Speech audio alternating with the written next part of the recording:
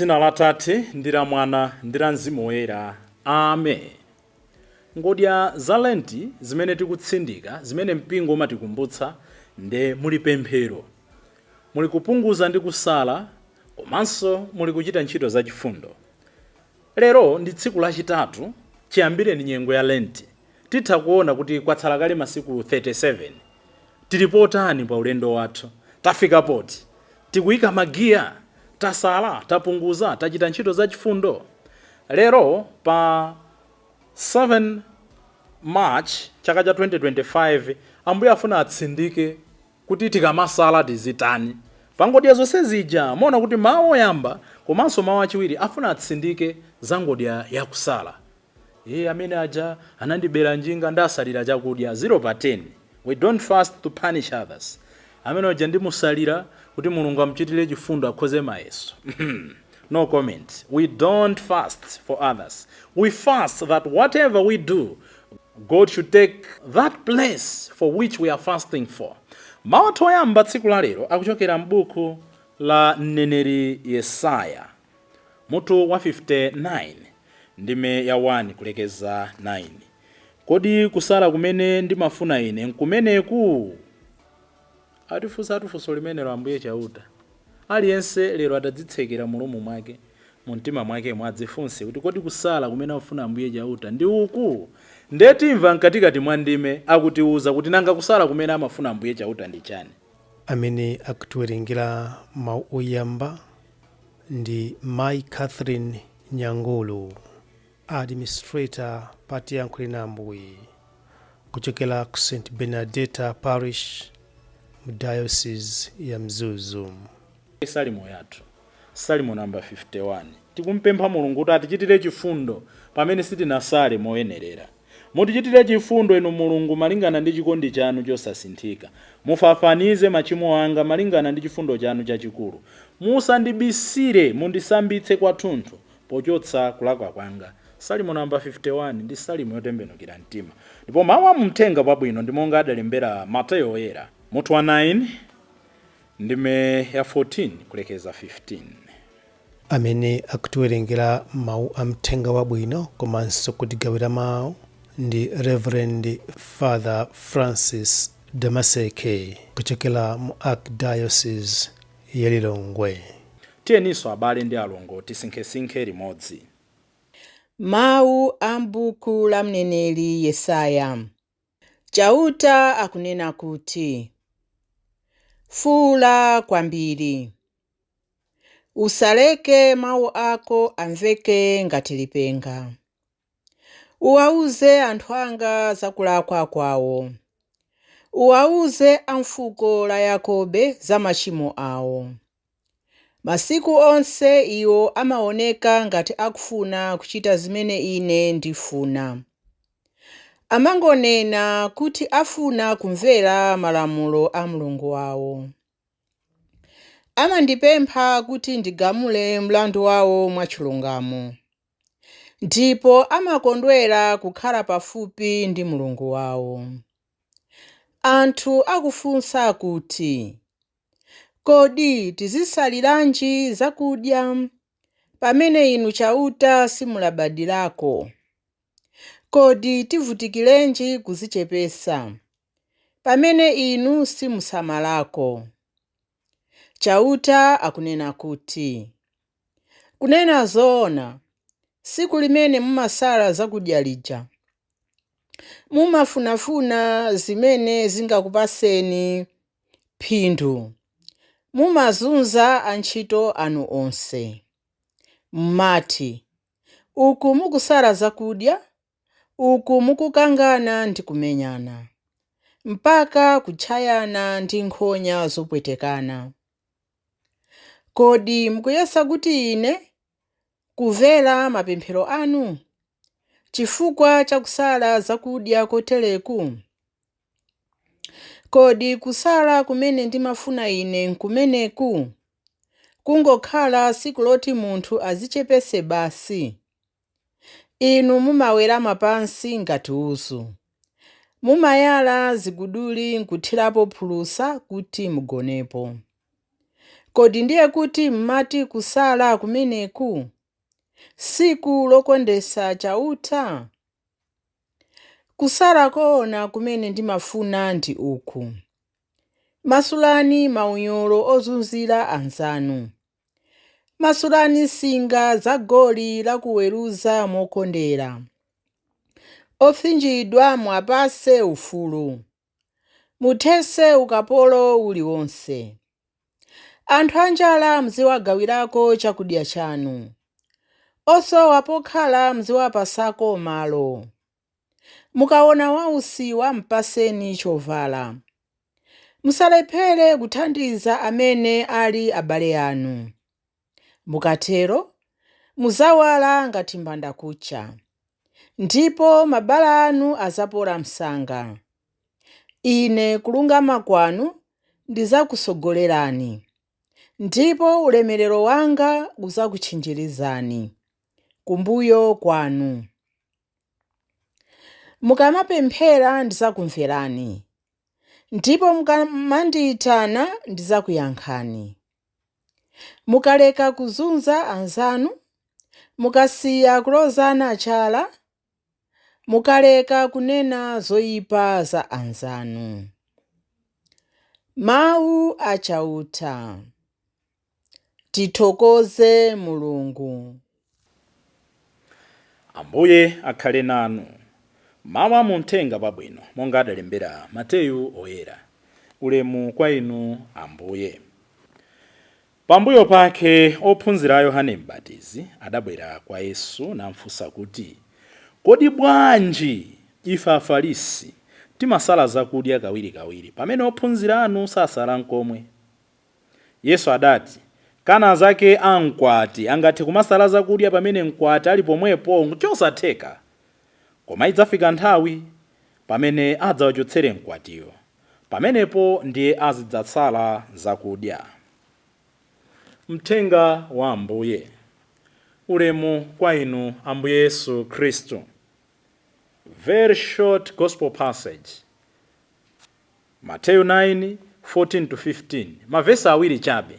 Koma is full of meanings and lessons for us. Tisanabwere kuthenga wabwino. Tikunena kuti ngodi imodzi ya nyengo ya Lenti ndiye kusala.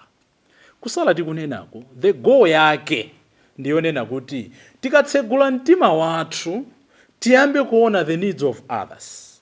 That's why Prophet Isaiah telling his community, telling you and I, is saying, kusala koona kumene ndimafuna ndoku tikumbukire kuti iza akuyankhula kwa anthu amene atuluka mukapolo, koma anthu amene ayamba kupondereza anzawo nkumachita zachipembedzo, ndiye napita kukachisi, napita ku sinagogi, akachokapo nukamanga masikelo amatiuzanso mneneri Hosea, akatero these are prophets of social justice, akatero basi nkumapasa anthu timaganyu, nkumalipira masiku ochedwa, nkumabera malipiro, kenaka akatero apita ukasala, akatero akapereka chachikhumi. So prophet Isaiah kudabwa kuti kodi chipembedzo chimenechi ndiye chipembedzo chotani? Mwinaso akudabwa nyengo yanu ya Lenti, mwinaso akudabwa nyengo yanga ya Lenti, kuti kome Lenti iyi ndiye ndi chani, kusala kuku ndiye ndi chani? Tilipo anthu tikusala. Ndadzikamo, koma ndene kuti alipo anthu akusala. Akusala zijanena dzana zija, akusala social media, akusala ndithu kuchita izi ndiye zabwino. Koma kuwaona osalawo sakuyankhula ndi akazi awo akuti angasokoneze nthawi ya mapemphero. Ndiye Ambuye akufunsa mwa Yesaya kuti kodi kusala kumeneko ndiye ndi chani? Alipo anthu ena achita ntchito zachifundo koma pa khomo pawo akathandiza agulirawo zinthu, athandiza pa khomo pawo kusopa kulephera kugula, akuti akudziranga. Ndiye Ambuye akufunsa kuti kodi kusala kwakeku ndikuti? N'chifukwa Yesaya akuti kusala koona kumene ndimafuna ine ndi uku: masulani maunyolo ozunzira azanu. Mauta abwino kwa lingaliro amene ali nyengo ya Lenti ndipo wasankha kuti azisala kasu kusala, koma amene ali mnyengo ya Lenti akuti ndi nthawi yoti timasule maunyolo ozunzira anzathu, tikuzuzana mosiyanasiyana. Ife mabwana, koma ndiye lero ndadzikamo kwambiri. Ine si bwana, ine nkapolo wa Ambuye. Koma ife amene ndi adindo titero chiyiwa chabwino. Mupeza kuti taamanga anzathu maunyolo. Aliko akatolika ena adalemba antchito anzawo pa khomo. Kulemba antchito anzawo sikulakwa. koma mwina mpaka pano kumampatsa nzake 20,000 akuyembekeza kuti alipirana pompo school fees. Ayi, ngati mudzoti simungakwanitse simunafike msinkhu olemba azanu ntchito, osati mwalemba azanu ntchito ena ndikamba pano akatolikawo akuwaletsa nzawo kuti apite ku church tsiku la njira ya mtanda. Iwo nde ongokoza zapakhomo basi, iwo nde opemphera. Ayi, antchito muli nawo nawo samafuna kupemphera. Inde ndi ntchito koma tamawapatsaninso mpata mwa zisakanika okha kunena kuti ku church kwathu kumakhala njira ya mtanda kawiri katatu, kapena ine ndikupatsa 2 hours kuchokera 3 o'clock kufikira 5 o'clock ndi nthawi yoti udzipezere chochita usichita njira ya mtanda. Mabwana ambiri zimenezo tilibe, akuti masulani maunyolo omangira azatu mabanja amu nde tamangana maunyolo osaoneka, magolo osiyanasiyana. Alipo ena ndiopemphera okhulupirika koma sawalola akazi awo apite kumsika, sawalola akazi awo acheze ndi anthu, sawalola amuna awo apangeza kuti ndi unali kuti unali kuti. Masulani maunyolo. Nkuthekanso ife atumiki kumene tamanga akhristu maunyolo osiyanasiyana.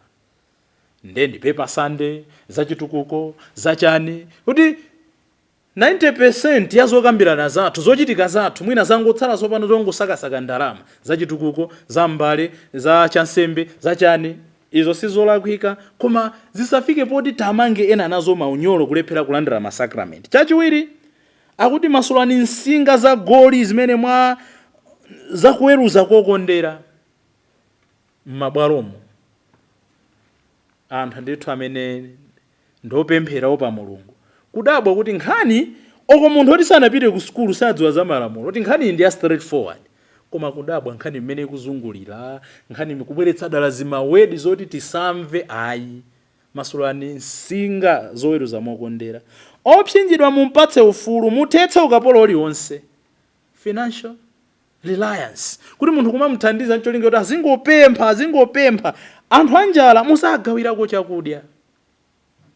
Nthawi inake ndinkamvetsera ulaliki wa bambo Elizeyo Mtalika amanena kuti nzoseketsa kuti anthu tikamapemphera timanena kuti Ambuye mutidalitse ife ndi chakudya chimene mwatipatsachi, ndipo mudalitse ena amene akuchisowa, ndipo tupempherera akufuna kwabwino kuti awathandize. Iwo ukudya apa koma kunena kuti mudalitse ena kuti akathandize. Who are you waiting? Why can't you say kuti ineyo ndizoti kunja kuno kula anthu 10 anjala, koma chakudya mwandipatsachi Ambuye ngakhale hafu mtanda chabe ndithandiza kwa munthu mmodzi. Ndiye kuti mwayamba gawo lothandiza anjala, koma we push responsibilities to ena dyetsana anjala. Njala zonzosiyana-siyana, litro njala ya chakudyayi ndiye kuli njala zina, njala zofuna chilungamo, kuli njala zofuna umodzi, kuli njala zofuna chitukuko. Malawi tatopa ndi zongokhalira kuti every 5 years napita navota. Midzimu sinkhani yomabwekera kuti mwamanga njigo basi mpaka kubweretsa galimoto, kamera, njigo. These years we need tangible developments. Tithandizeni kuti njala zathu zofuna chitukuko zithe, koma tiyenera tiyambe ndife eni kuti pamene Mulungu akutipatsa danga, what are we doing? Akuti mukaona wausiwa mpatseni chovala, osati chovala chifukwa choti mwasowa kotayira. Ayi, so mutha kuona kuti mawawawa kuti tizitsanyula kamodzi muli zambiri zimene tithopanga unpack nzotithandizira kuti Lenten season ino tiyenda bwanji. Chifukwa mawa muthenga wabwino Ambuye Yesu akutikumbutsa kuti kusala kuli ndi nthawi yake, kuli ndi malo ake. The primary goal, cholinga titakamba za kusala koseko, cholinga chachikulu nchoti Ambuye alowe mu mtima mwathu. Ndiye kunena kuti ophunzira osala bwanji ine ndili pakati pawo, koma nkhani sinali imeneyo. Mwakumbukira Afarisi komanso okhometsa msonkho ndakatswiri amalamulo, nkhani yayikulu kunangofuna kuwatapa mkamwa. Ine chondimvetsa chisoni pamene panchonena kuti aphunzitsa amalamulo ndi Afarisi akuti ife timasala zakudya kawiri. Kodi bwanji ifeyo Afarisi ndiye kuti akudzenga ngati muyeso wochitira zinthu, timasala zakudya kawiri pamene ophunzira anu sasa. Meaning akufuna kuti iwo akhale standard measure ya zinthu, kuti mmene amayankhulira alisaziyankhula choncho, mmene amalalikira alisazilalika choncho, mmene amadyera alisazidyera choncho. Tilipo anthu ena timafuna zimenezo. Ngati anthu sapanga mmene inu mmapangira mmanena kuti sizoona. No, we are gifted differently, we do things differently, koma ozipereka eseyo ndi Mulungu mmodzi. Tisadzitenge ngati ndiye mulingo, measure of all things. Ayi, chotsirizira nanena kuti kusala tikapanga create njala mwa ife, nde Ambuye akalowa tiyambopanga act ngati ambuyeyo. Nde nanena poyambirira paja nayamba ndi zimenezo kuti ena timati chifukwa atisalira ndi amene ujayo ndimusalira amene ujayo. You want God to punish somebody because you're fasting? You want God to give you a promotion kuti wina afekaye? Aye. Fast so that your heart can exclaim like John the Baptist, ineyo ndi machimo anga ndizichepa, umulungu wanu uzikula mwa ine. Kusala ndimafuna ine mmasule maunyolo, kusala ndimafuna ine mumasule akapolo, kusala ndimafuna ine muthandiza amasiye, ndipo kusala ndimafuna kwa ine ndikuti muzipanga monga ine ndifunira, akutero Ambuye. Dzina la Atate ndi la Mwana ndi la Mzimu Woyera. Amen.